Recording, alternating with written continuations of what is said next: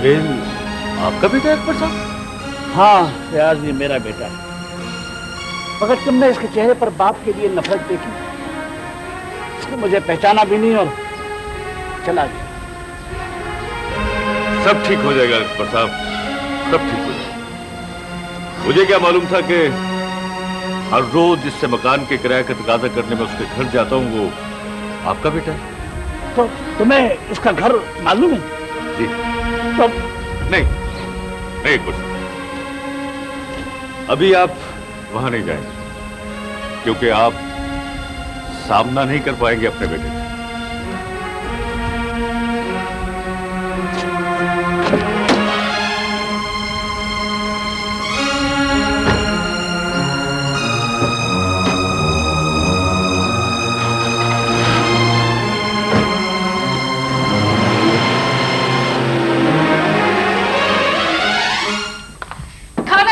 चुका है हाजरीन, meal is ready. ओह, तो आखिरकार हो ही गया। मगर हाजरीन में से एक यानी भाईजान जा चुके हैं। कहाँ? भाई कोई सवारी टैक्सी में अपना सामान भूल गई थी, वो वापस करने गए हैं और मेरा ख्याल है कि खाना बाहर ही खाएंगे। खाना भी बाहर खाएंगे? हाँ हाँ। Bad luck. कितनी मेहनत से मैंने पकाए हैं कोफ्ते, कितने मसाले यूज किए, कितने चम्मच चलाए, तब जाके कोफ्ते तैयार हुए और वो चले गए। ओह हाँ, सिर्फ भाईजान ही नहीं रहते इस घर में, कोई और भी तुम्हारे खाने की तारीफ कर सकता है। और वैसे भी एक कोफ्ता शनास तुमने भगा दिया है। कौन? अरे वो सलजूकी भाई, बेचारे खाने के आश्रम में बैठे हुए थे, तुमने भगा दिया। छोड़ो, तुम भी पता नहीं किसकी बात लेके बैठ गई हो। वो भी तो खामखा मेरे पीछे पड़ गए थे, आपने मेरे ऐड में काम किया है। वो ऐसे तो नहीं कह सकते रूबी, जरूर कोई चक्कर है। चक्कर? चक्कर? अरे देयर इज नो चक्कर। अच्छा, कौन सा चक्कर? कैसा चक्कर? कहाँ का चक्कर? क्यों चक्कर? देयर इज ओनली घन चक्कर। अच्छा। असल में मेरी एक कजन है, उसकी शक्ल मुझसे बहुत मिलती है। हू बहू यही शक्ल है उसकी, तो वो मुझे कजन समझकर अच्छा, तो वो समझ रहे कि शायद तुमने वो काम किया है। बिल्कुल, यही तो प्रॉब्लम है। हाँ। वो तो चली गई जर्मनी और मुझे मुसीबत में छोड़ गई। बताओ, और यहाँ आने से पहले ये मौसूफ मुझे एक दफा कहीं बाहर मिले थे। अच्छा। हाँ, और मुझे कजन समझ के मेरे पीछे पड़ गए, हाथ धो के पीछे पड़ गए। आपने मेरे इश्तिहारी फिल्म में काम किया था ना, यानी कि एक्सक्यूज मी, दोबारा एक इश्तिहारी फिल्म में काम कर ले, बताओ जरा। और इसलिए तुम उनसे छुपते फिर रही थी घूंघट निकाल निकाल के। हाँ तो हाँ, नहीं तो क्या, इसीलिए तो घूंघट निकाल निकाल के मुंह छुपा रही थी। और अचानक उन्होंने देख लिया तो देख लो तुम्हारे सामने फिर शुरू हो गए थे, आप वही हैं, आप वही हैं। खूब ठीक ठाक लताड़े। वैसे आदमी है बेचारे बहुत अच्छे, बस जरा बेवकूफ से हैं। जरा बहुत जरा। सबा, तुम जरा सोचो। कैसे? सोच, शुरू कर दो सोचना। ऐसे? नहीं ऐसे ऐसे सोचो। हाँ। शुरू कर दिया सोचना।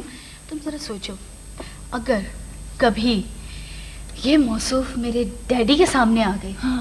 और इन्होंने कहा कि मैंने चंद पैसों के लिए, लिटिल मनी, यू नो, थोड़े से पैसों के लिए इनके एड में काम किया है, कितना दुख पहुंचेगा। हाँ। यानी कि आप गौर करें, इस पॉइंट पे गौर करें, रोशनी डाल दें आप इस पॉइंट पे। हाँ, कितना डायरेक्ट दिल को लग जाएगी ये बात। वो तो तवक्को भी नहीं कर सकते भाई। बिल्कुल।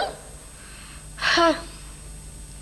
सबा, मेरे डैडी मुझसे बहुत प्यार करते हैं, जान देते हैं मुझ पर। हाँ रूबी, तुम कितनी खुशनसीब हो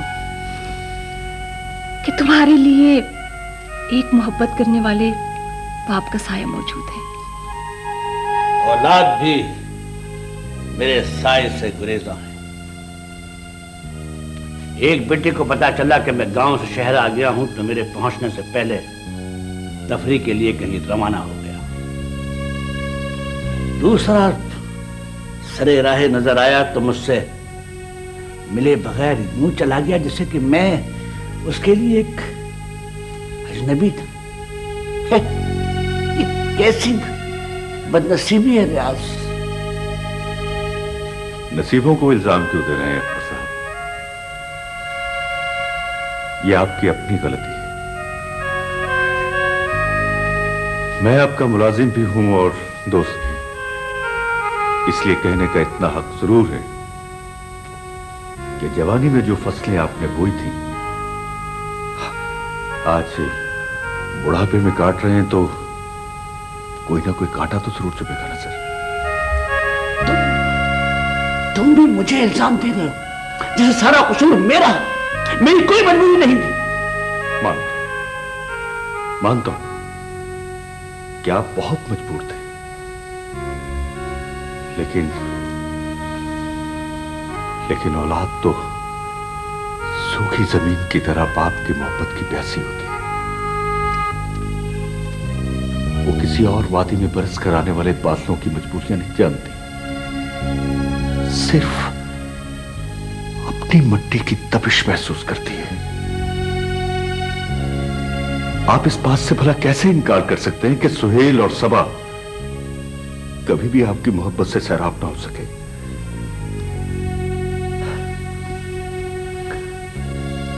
इन महरूमियों का इजाला कैसे होगा रियाज? जल्दी ना कीजिए अकबर साहब, जल्दी ना कीजिए। मैं किसी रोज उनके घर जाकर उन्हें समझाने की कोशिश करूंगा।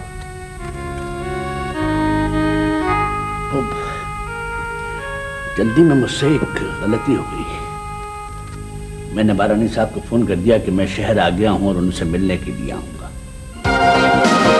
जब आपको मालूम है कि अब वो नहीं आएगा तो फिर आप क्यों जाती हैं? जब वो एक बार आया था तो दोबारा भी आ सकता है। शायद उसे एहसास हो जाए कि मैं उसका कितना इंतजार करती हूँ। मेरे ख्याल में तो यही बहुत है कि आप उससे ख्यालों में मिल लिया करें। हाँ, बेवकूफ हो तो। ख्याल की कुव्वत को टेलीपैथी कहते हैं। जब तवज्जो को एक मरकज पे लाकर किसी का ख्याल किया जाए तो उससे ज़हनी राब्ता पैदा हो जाता है। मैं तुम्हें बताऊं कैसे होता है? नहीं नहीं बीबी, मुझे अभी बर्तन साफ करने देर हो रही है ना।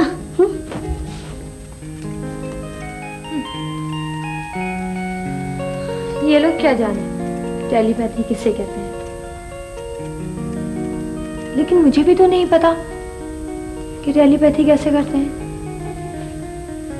कोशिश करके देखती हूँ। आओ आओ मेरे आइडियल, आओ आओ आ जाओ। कब तक यूं ही खोए रहोगे ख्यालों में? कब तक भटकते रहोगे अजनबी सरजमीनों पर? कब तक सफर करते रहोगे सुनहरे बादलों के संग? आओ मुझसे ज़हनी राब्ता करो। आओ आ जाओ आ जाओ आ जाओ।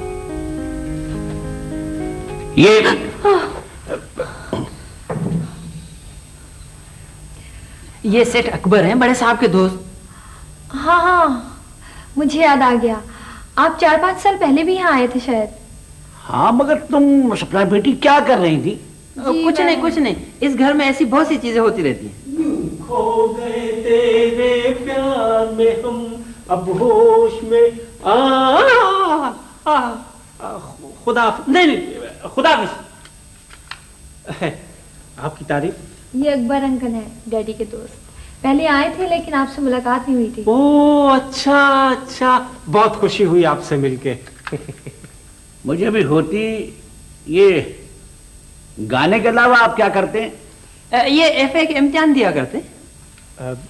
शराब शराब शराब नहीं नहीं, आपको नहीं। आप यहाँ तशरीफ रखिए, बैठे बैठे तशरीफ रखिए।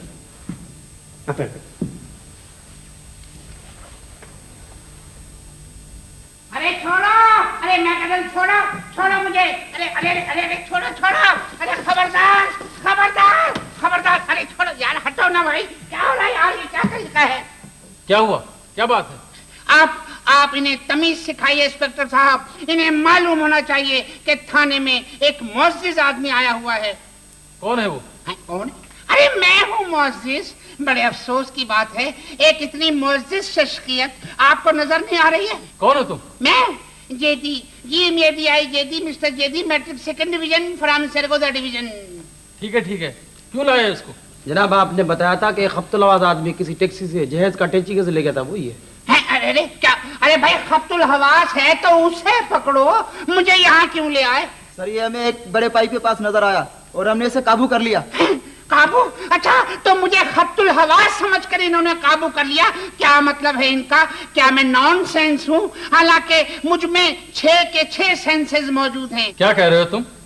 सेंसेस टोटल 5 होते हैं। वो मुझ में एक सेंस फालतू है स्टपनी के तौर पर। भाई क्या पता कभी कोई सेंस पंक्चर हो जाए, है ना भाई? लेकिन मेरी छठी हिस्स मुझे बता रही है कि मुझे यहाँ पकड़ कर लाने पर इन दोनों का अंजाम बहुत अफसोसनाक होगा। अंजाम तो उस वक्त पता चलेगा बच्चू जब तेरे ऊपर छितरौल होगा। छितरौल? Wait a minute for 5 minutes. Excuse me inspector साहब, क्या आप बता सकते हैं कि ये छितरौल क्या होता है? ये एक दिलचस्प अमल है। जब किसी चालाक मुलजिम से चोरी का माल बरामद कराना हो, हम चितरोल करते हैं। अच्छा, चोरी है? क्या मतलब है? मैं चोर नहीं हूँ इंस्पेक्टर साहब। मैंने तो ये अटैची केस खोल कर भी नहीं देखा। मैं बहुत ईमानदार आदमी हूँ। पता आपको एक दफा क्या वाकया हुआ था? क्या हुआ था? मैं सड़क पर चला जा रहा था कि अचानक मैंने देखा 100 का एक नोट पड़ा हुआ है। मैंने वो उठाया, जेब में रखने लगा तो अचानक मेरे ज़मीर ने मुझे आवाज दी, नहीं जेदी, तुम ये नोट जेब में नहीं रखोगे। ये नोट तुम्हारा नहीं है, जिसका है वापस कर दो उसे ये नोट। मैंने फौरन आवाज लगाई, किसका है ये 100 का नोट? किसका है ये 100 का नोट?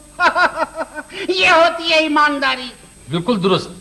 लेकिन किसी का सामान टैक्सी से ले जाते हुए तुमने ये नहीं सोचा कि ये किसका है? टैक्सी? मैंने तो 17 साल से रिक्शा में सफर नहीं किया इंस्पेक्टर साहब। मैं पैदल चलता हूँ, मारा फिरता हूँ, एक पाइप में रहता हूँ। एक बुढ़े बाबे ने मेरे पाइप पर अनऑथोराइज्ड कब्जा कर लिया था। मैंने उसे निकाला तो वो अपना ये अटैची केस मेरे पास भूल गया। हाँ, बहुत मशकूक था वो बाबा। ये टमाटर तो ठीक नहीं है, दूसरा दो भाई। ये लीजिए, दूसरा ले लीजिए। हाँ, ये लो। अच्छा भाई, यार ये कम तो नहीं पड़ेगी सब्जी? मुझे क्या पता, आप सोच लीजिए। हाँ, अच्छा एक काम करो कि वो 12 किलो गोल कद्दू और दे दो। 12 किलो कद्दू? हाँ। कोई दावत है क्या? आप क्या करेंगे 12 किलो कद्दू का? हाँ, वाकई ये बात तो है बड़ी इम्पोर्टेंट कि 12 किलो गोल कद्दू का मैं क्या करूँगा। हाँ, अच्छा खैर, ये सब्जी वाले बेटे जी, एक बात जरा सोच के बताओ कि ये मैं इतनी सब्जी क्यों ले रहा हूँ? इसमें सोचने की क्या बात है? हाँ, जाहिर है आप अपने बीवी बच्चों के लिए ले रहे हैं। बीवी बच्चे? किसके? आपके और किसके? अच्छा, लेकिन वो है कहाँ? घर में ही होंगे, और कहाँ है? घर में ही होंगे, लेकिन घर कहाँ है? मुझे क्या पता कहाँ है। जब तुम्हें ये नहीं पता कि मेरा घर कहाँ है तो तुमने मुझे इतनी सब्जी क्यों दी? किसके लिए? मेरा क्या कसूर है बाबा जी? आपने कहा सब्जी दे दो, मैंने दे दी आपको। अच्छा, अगर मैं तुमसे कहूँ कि मेरे लिए जान दे दो, लेट जाओ बस के नीचे, तो कैसे कैसे खब्तुल हवास लोग हैं। मैंने एक अच्छा खासा बुड्ढा सड़क पे चला जा रहा है, उसको पीछे से आवाज दे रहा है, सब्जी ले लो, सब्जी ले लो। अब उसने सब्जी ले ली तो ये नहीं बता रहे कि क्यों लिए। नहीं तो बदतमीज इंसान, बुजुर्गों को तंग करते हो, शर्म नहीं आती? अजी मत लीजिए, जाइए आप। जा रहे। अरे जाएं। और ये टमाटर, ये जो तुम ये नाकिस माल बेच रहे हो ना, तुम्हारी शिकायत करूंगा मैं, शिकायत। हाँ, जा रहे हैं। अल्लाह करेगा इन सब में कीड़े पड़ेंगे। इसके अलावा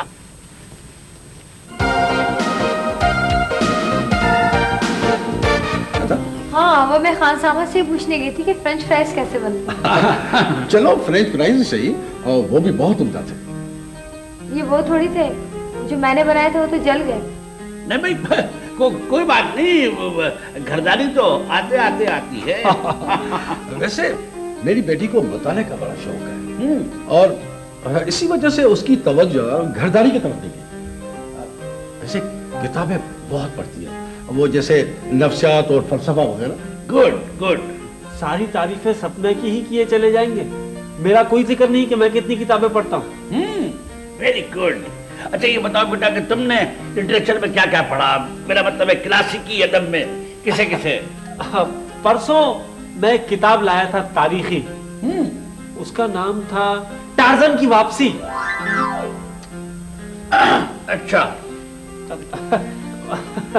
अंकल कल जो मैं किताब लाया उसको मैंने पढ़ा, मेरी आंखों में आंसू आ गए, मेरी आंखों में आंसू आ गए। उस किताब का नाम था फिल्मी सितारों की शादियां और तलाकें। बस रहने दो। और अंकल आज जो मैं किताब लाया हूँ, सच के मेरा पेट फूल गया।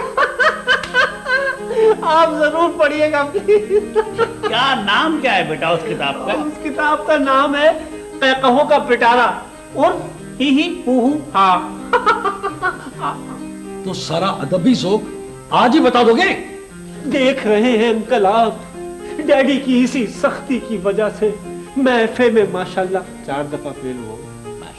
मैं बचपन से कह रहा हूँ कि मुझे इंग्लैंड भेज दीजिए, मुझे नहीं भेजा, राबिया को भेज दिया। और वो भी 7 साल की उम्र में। मैं भी तो सिर्फ 2 साल ही छोटी थी, मैं भी जा सकती थी। तुम अच्छी तरह से जानती हो कि मैंने उसे आला तालीम के लिए नहीं भेजा।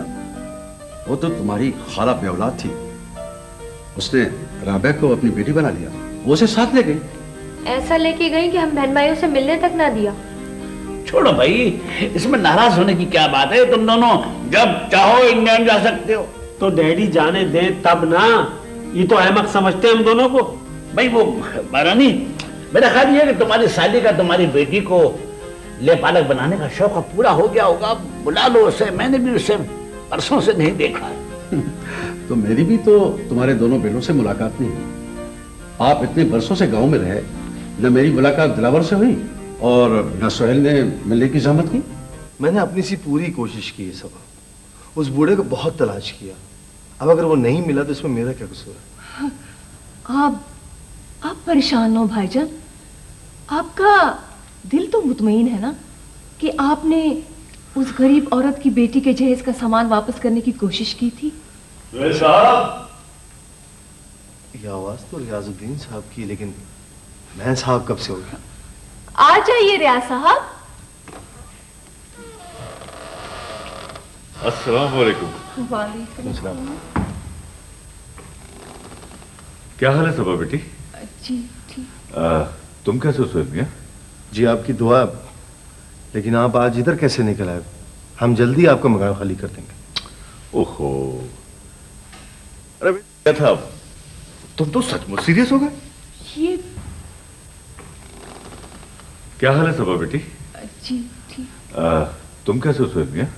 जी आपकी दुआ, लेकिन आप आज इधर कैसे निकल आए? हम जल्दी आपका मकान खाली कर देंगे।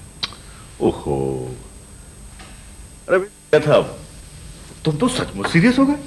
ये मैं क्या देख रही हूँ? पहले तो आप बहुत सख्ती किया करते थे और एक तीला सा पहलवान भी पिछले दिनों आपने मकान खाली कराने के लिए भेज दिया था, और अब अचानक इतनी मोहब्बत कैसे टूट पड़ी? कोई और स्कीम होगी इनके जहन में। वो हम पे कोई हरबा आजमाने की जरूरत नहीं है। आपका मकान है, जब चाहे खाली करा लें। अरे बेटा, तुम्हें किसने कह दिया कि ये मकान मेरा है? हैं?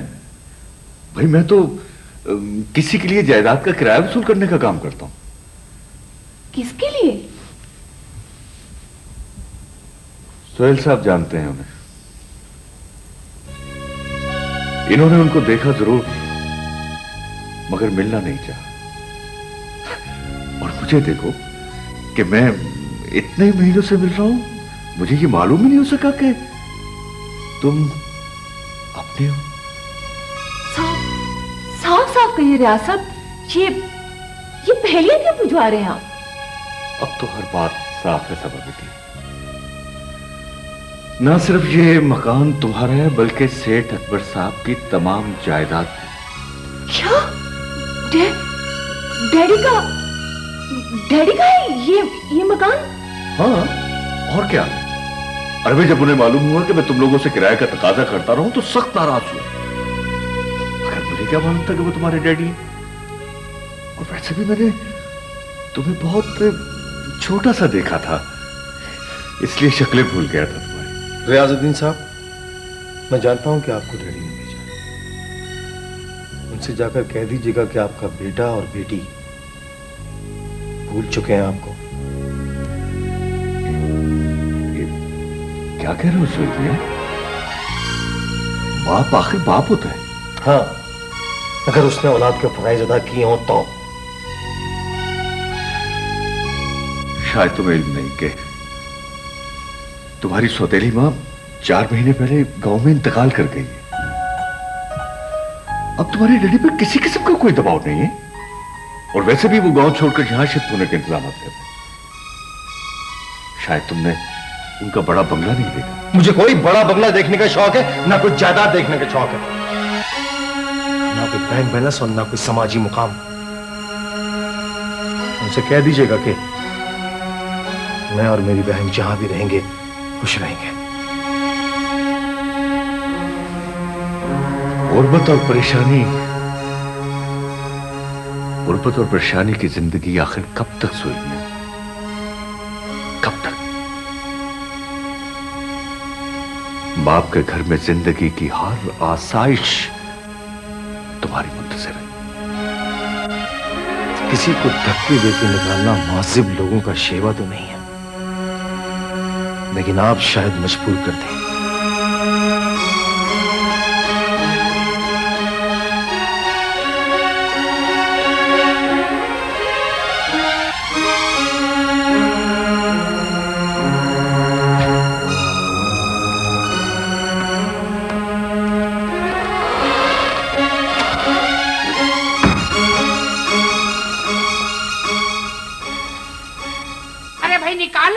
निकालो मुझे यहाँ से। मैं इंस्पेक्टर साहब से आज साफ साफ बात करूंगा। जी, कल से क्या मुसीबत लगा रखी है इस थाने में? जब देखो हंगामा। क्यों शोर इतना करते हो? शोर ना करूं तो क्या मैं कोई रूमानी नगमा गाऊं? अरे कौन खुश रह सकता है आपकी इस हवालात में? मेहमानों के आराम का कोई इंतजाम नहीं है, जब भी तो लोगों ने हवालात में आना छोड़ दिया है। क्या हुआ? तुम्हें क्या तकलीफ है? कोई एक तकलीफ है, रात में सो नहीं सका, देर भर खटमल जिंदी कंबल। सर बाकी वाला की शिकायत कर रहे हैं कि ये शख्स सारी रात तालियां बजा रहा। तालियां? मैं कोई कव्वाली नहीं गा रहा था, मैं मच्छर मार रहा था। जी हाँ, सारी रात में मैंने ये हाँ 645 मच्छर मारे हैं। ये देखिए सारा हिसाब लिखा हुआ है, ये देखिए आप पढ़े आप। 645 मच्छर? हाँ। फिर तो तुम बहुत ही काम की आदमी हो। अच्छा। मच्छर मारने वाली स्प्रे पंप की जगह अब तुम्हें रखा जा सकता है। नहीं, मैं यहाँ नहीं रह सकता। मेहमानों की खातिर का कोई इंतजाम नहीं है यहाँ। जरा देखिए इंस्पेक्टर साहब, रात मुझे डिनर में क्या मिला? 2 जली हुई रोटियां और छोले आंधी दाल। दाल खाते ही एक शेर मेरे मैदे से उभरा। कहिए इरशाद। अर्ज किया है, आह किस्मत में लिखी थी छोले आंधी दाल। आह किस्मत में लिखी थी छोले आंधी दाल। मैं नहीं जाना खेड़िया दे नाल। मैं बस। तुम किसी होटल में नहीं, हवालात में बंद हो। जी मुझे मालूम है, लेकिन इंस्पेक्टर साहब खाने पीने का ख्याल तो रखना चाहिए ना। सुबह मुझे नाश्ता क्या मिला? नो बटर स्लाइस, नो अंडाज, ओनली 1 कप ऑफ ठंडी ठार चाय एंड 2 पापास। देखें जरा। अच्छा, तो अब तुम नाश्ता चाहते हो? नाश्ता? नहीं। अब मैं यहाँ से जाना चाहता। तुम नहीं जा सकते हो। क्यों? क्योंकि तुम्हारे पास एक अटैची केस बरामद हुआ है जिसमें शादी के जोड़े और जेवरात मौजूद थे। आखिर क्यों? क्यों? हो सकता है भाई मुझे दुल्हन बनने का शौक हो, है ना भाई? खामोश रहो। क्यों भाई? कल तुमने कहा था कि वो बक्सा तुम्हारे पास कोई बाबा भूल गया था। बाबा? हाँ, यस यस यस यस। लेकिन एक बात बताइए इंस्पेक्टर साहब, जब तक वो बाबा नहीं मिलेगा क्या मेरी बोर्डिंग और लॉजिंग इसी हवालात में रहेगी, टीए और डीए के बगैर? हाँ, उस बाबा को हम तलाश कर रहे हैं।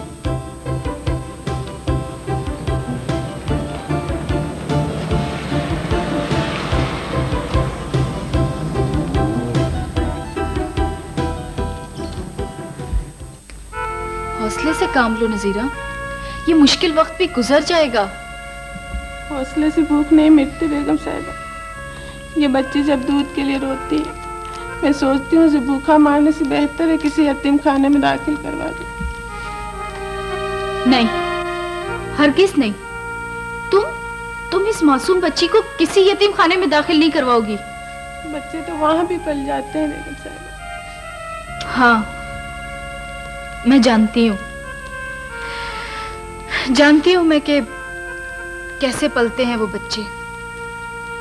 मुझसे ज्यादा और कौन जान सकता है। मैंने भी तो एक यतीम खाने में परवरिश पाई है। आपने बेगम साहिबा? ये आप क्या कह रही हैं बेगम साहिबा? हाँ नजीरा, मैंने भी सारी जिंदगी एक यतीम खाने में परवरिश पाई है। मेरी आया ने मुझे बताया था कि मैं 6 माह की थी जब उस यतीम खाने में आई थी।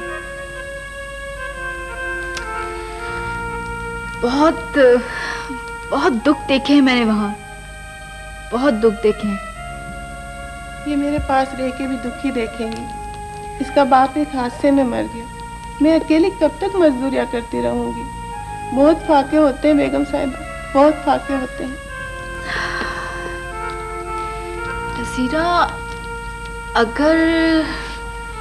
अगर तुम कोई नई या पुरानी सिलाई मशीन ले लो तो मेरे ख्याल में कुछ गुजारा हो जाएगा। हाँ हाँ बेगम साहिबा, मैं सिलाई का काम कर सकती हूँ। अरे ये तो बहुत अच्छी बात है। फिर ये तो बहुत अच्छी बात है। हाँ,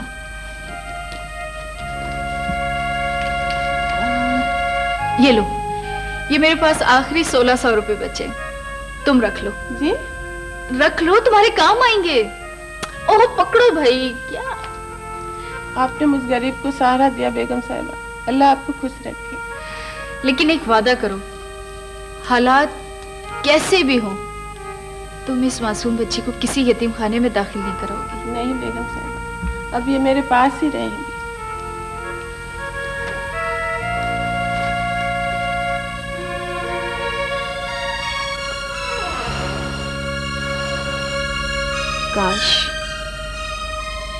काश ये जानती कि यतीम खाने में रहने की कीमत भी अदा करनी पड़ती है। तुम्हारी तालीम और परवरिश पर हमारा 1 लाख से ज्यादा खर्च हो चुका है। अगर हमारी मर्जी पर नहीं चलोगी तो ये 1 लाख रुपया कौन अदा करेगा? मैं अदा करूंगी। ओह, कोई खजाना हाथ लग गया है क्या? मुझे चाहे मॉडल बनना पड़े या किसी ऑफिस में जॉब करनी पड़े, आप लोगों की सारी रकम मैं खुद किस्तों में अदा कर दूंगी। तुम्हें पक्के कागज पर यह लिख कर देना होगा कि तुमने मुझसे 1 लाख रुपए कर्ज लिए थे और 3 माह में अदा कर दूंगी। ठीक है, मुझे मंजूर है। लाइए कागज। मैंने यतीम खाने में परवरिश जरूर पाई है, लेकिन मुश्किल हालात से लड़ने का हौसला है मुझ में।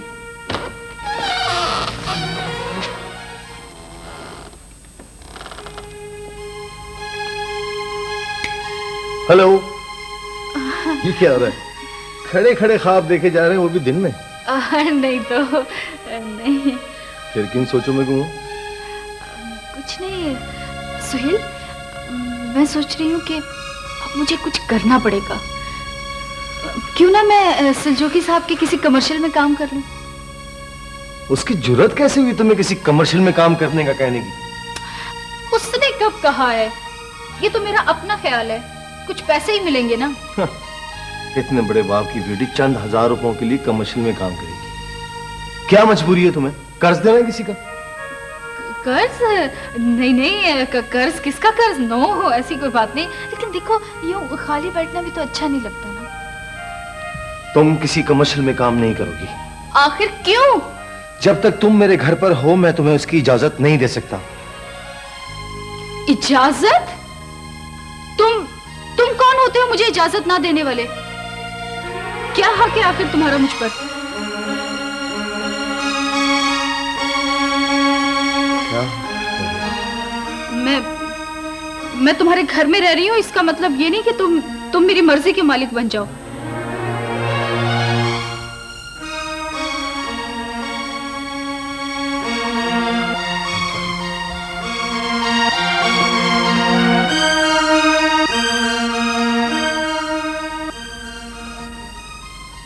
तुमने समझाया तो होता रियाज।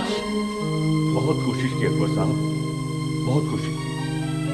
सुहेल भी तो मुझे यहां तक कहने लगे कि अगर मैंने मजीद कुछ कहा तो मुझे धक्के देकर उस घर से निकाल देंगे। खोखली ना वो कमजोर सुतून जो गुर्बत की रेत पर इस्तेमाल है। नहीं अकबर साहब, वो दोनों अपने फैसले पे बहुत मजबूत है। इस सिद्ध से उन्हें क्या मिल जाएगा? आपकी ख्वाहिश है कि औलाद अब आसाइश की जिंदगी गुजारे और औलाद दम की ठोकरें चाहते हैं। मैं उन्हें वो सहारा देना चाहता हूं जिससे वो महरूम रहे, लेकिन वो उसी मकान में रहना चाहते हैं। नहीं, उन्हें ये फैसला बदलना होगा।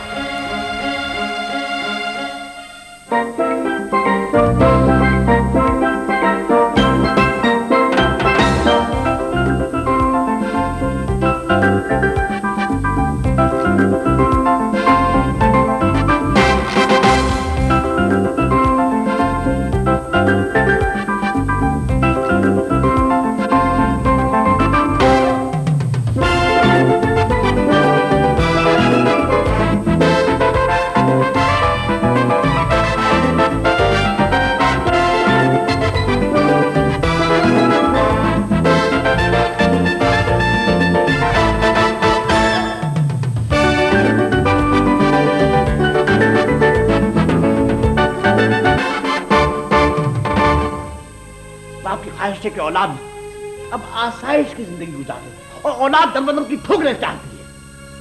मैं उन्हें वो सहारा देना चाहता हूं जिससे वो महरूम रहे, लेकिन वो उसी मकान में रहना चाहते हैं।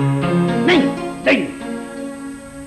उन्हें ये फैसला बदलना होगा। ये फैसला तब्दील नहीं हो सकता बेटी। वो जवाब जो हम आपके कारिंदे को दे चुके हैं वही आपके लिए भी है। ये जानती हुई भी कि मैं खुद तुम्हारे पास चल के आया हूं। जी हाँ, हम आपके इन कदमों के शुक्रगुजार हैं कि उन्होंने हमें इज्जत बख्शी है, लेकिन आपने हम तक आने में बहुत देर कर दी है डैडी। आपके बच्चों और आपके कदमों के दरमियान गुजरे बरसों का एक तवील फासला है। सुबह बेटा तुम ही समझाओ इसको। मैं क्या कहूं डैडी, आपके बगैर भैया ने जो दुख उठाए हैं मैं भी उनमें शरीक रही। ये दुख नहीं है सिवा, बाप की शफकत का एक लम्स औलाद के बहुत से दुखों पर मरहम रख देता है। ये तो वो जख्म है जो हमने अपनी रूहों पर खाए हैं, रूहों पर। ये कभी मुंतमिल नहीं हो सकते। अगर तुम अपने बाप की मजबूरियों को जान जाओ तो शायद मुझे इतना कसूरवार नहीं ठहराओगे। तकलीफ देबासी को दोहराने का कोई फायदा नहीं। खैर, भूल जाओ इसे। कैसे भूल जाऊं मैं अपनी महरूमियों को? कैसे भूल जाऊं मैं अपनी मां की मौत को? कैसे? 6 साल पहले वो बगैर दवाओं के मौत की आखिरी हिचकियां ले रही थी, और आप उस वक्त आए थे जब हम आपका इंतजार करती हुई इन पथराई हुई आंखों को एक बेजान जिस्म के साथ दफन कर चुके थे। तुम्हें कैसे यकीन दिलाऊं कि तुम्हारी सौतेली मां ने तुम्हारी मां की मौत की इत्तला मुझे बहुत देर से दी। हमें किसी यकीन की जरूरत नहीं है डैडी। न माजी में आपकी कोई मजबूरियां और न मुस्तकबिल में आपको कोई वादा नहीं चाहिए। हम जिस हाल में भी हैं जिंदगी गुजार लेंगे अपनी। ये कैसे मुमकिन है कि तुम्हारे बाप के पास दुनिया की हर आसाइश मौजूद हो और उसकी औलाद एक कम तर दर्जे की जिंदगी गुजारे? तुम्हारे लिए मेरे पास एक घर यहां मौजूद है, तुम दोनों वहां चले आओ। कोई फायदा नहीं डैडी, हम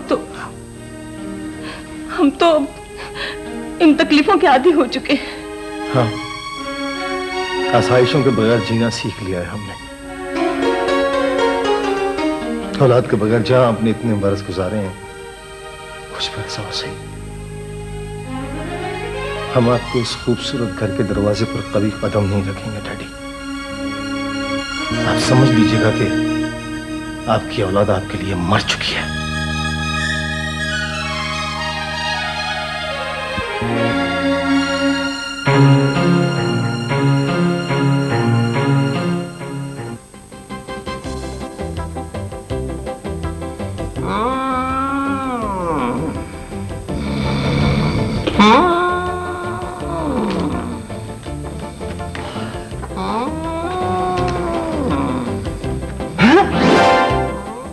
ये कौन है? बताइए, मैं जरा साथ वाले होटल में चाय पीने चला गया, ये क्या बला नाजिल हो गई? कौन है भाई? उठो भाई। चाचा, चाचा जी।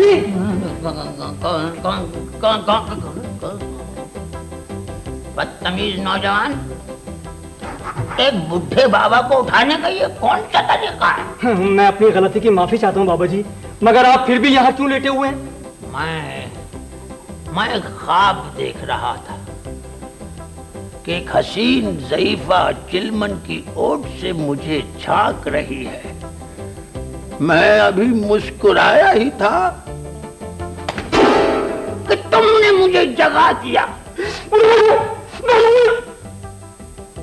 बाबा जी, ये आपका बेडरूम नहीं है, ये अब्दुल बाकी स्टेट एजेंट का दफ्तर है। ओए, कौन सा स्टेट एजेंट? अब ये सुजुकी प्रोडक्शन का दफ्तर है। आई एम द डायरेक्टर और ये अब मैं इधर लगाऊंगा। जी क्यों नहीं।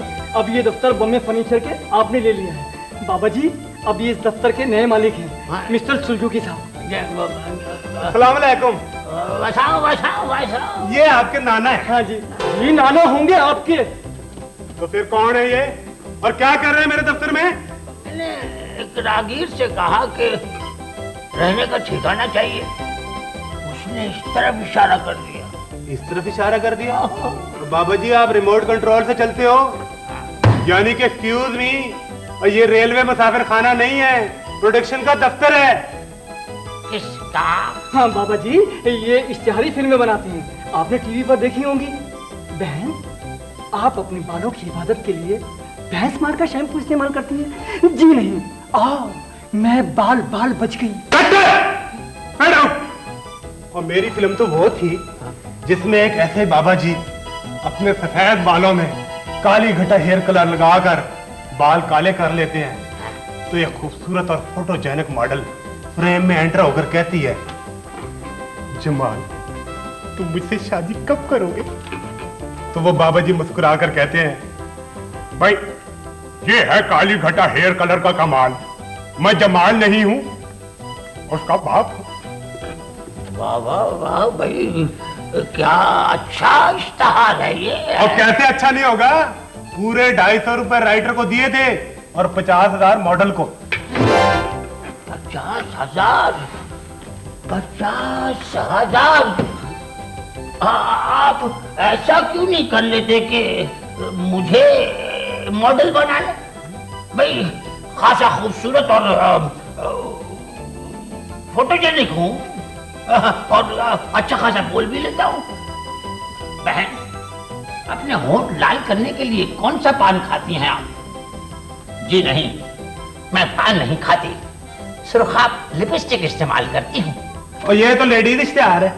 हाँ, लेडीज हो गई तो हाँ, तो मर्दाना इश्तिहार भी कुछ यूं बोल सकता हूँ मैं कि आप भी मेरी तरह अपनी हसीन जिल्द की हिफाजत कीजिए। हमेशा सफा चट शेविंग क्रीम इस्तेमाल कीजिए। कैसा ना? लाओ 50,000 रुपए, लाओ लाओ लाओ। यानी कि एक्सक्यूज मी, और किस बात के 50,000? इश्तहार बोला है मैंने। और इस तरह 50,000 नहीं मिलते। वो किस तरह मिलते हैं? जंगलूस टाइप इंसान, इससे कहो कि 50,000 मुझे फौरन दे दे, वरना। जी बुजुर्गों, बात सुनो। पहले फिल्म बनती है, फिर क्लाइंट बिल अदा करता है, फिर फिल्म रिलीज होती है। मैं कुछ नहीं जानता। मैंने इश्तहार बोल दिया, मेरा काम खत्म। निकालो मेरी रकम। ओए अब्दुल बाकी, ओए इसको निकालो यहाँ से, क्या मुसीबत आ गई है? आप बाहर चलिए। इश्तहार बोला है। आप बाहर तो चलिए। 50,000 रुपए, 50,000। आप बाहर चलिए। 50,000 रुपए इश्तहार बोला है। 50,000 का इश्तिहार बोला है, कर लो प्रोडक्शन। देखिए साहब कैसे चमका दिए। गुड, बहुत अच्छे। वो मैंने रमजू को सूट इस्त्री करने के लिए कहा था,